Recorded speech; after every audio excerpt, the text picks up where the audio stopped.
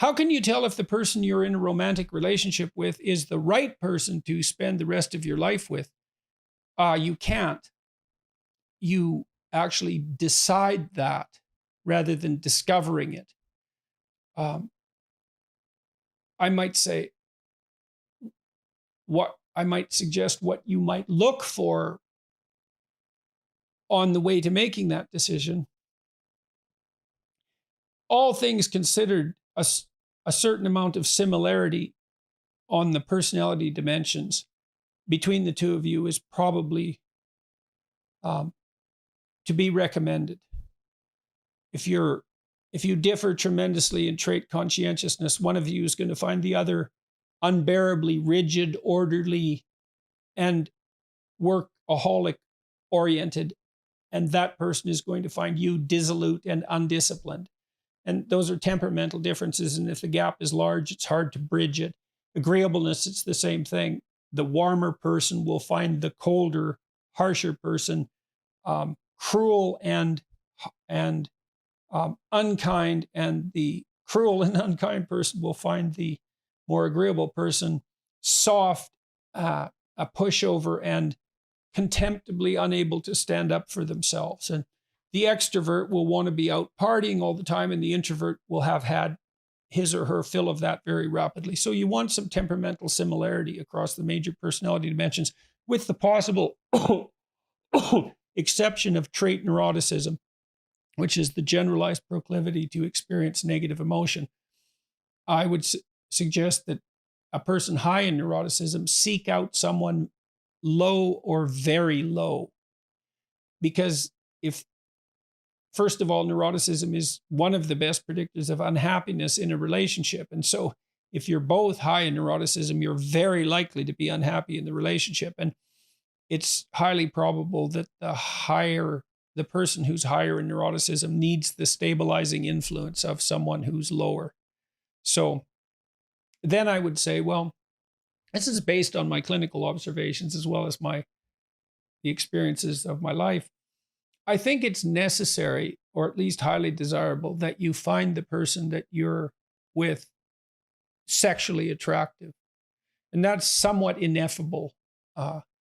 You can be confronted with two people who are, by objective standards, equally attractive or perhaps equally unattractive, and find yourself very physically attracted to one of them while the other one will leave you cold. And that's a deep mystery. And I've seen couples who get along as friends try to bridge that romantic gap by will. And I haven't really seen it be successful.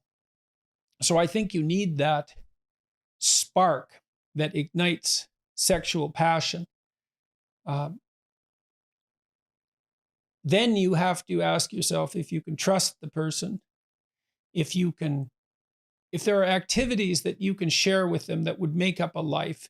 If you're oriented in approximately the same direction with regard to your goals, especially important goals, career and children being foremost among them, if you think you could come to some agreement about how the economic resources could be distributed, or at least how that might be negotiated, if you can negotiate with the other person, and again, if you can trust them.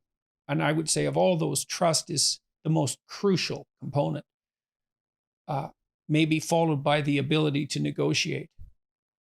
The right person is someone you can negotiate with, because there's going to be differences between you and them. There's going to be differences in your approach. There should be, hopefully there'll be, because that means that the two of you are bringing different skill sets to bear on the problem. That means that you have a more diverse range of potential responses, which can be good, but also that there's going to be conflict. The issue then becomes, can you negotiate through the conflicts? And will the other person stick to their negotiated solution? And then if you find someone like that and they're of approximately the right age and everything else seems to be in order, then in some sense, they're as good a bet as the next person, and life doesn't last forever. And so there's real reasons to get on with it. So you have to understand that even in the best relationships, The best relationships are predicated on attraction, trust, and negotiation. And it's constant. You're constantly negotiating to maintain the relationship, to expand it. And you don't find the right person and live happily ever after. That life is far too complicated for that.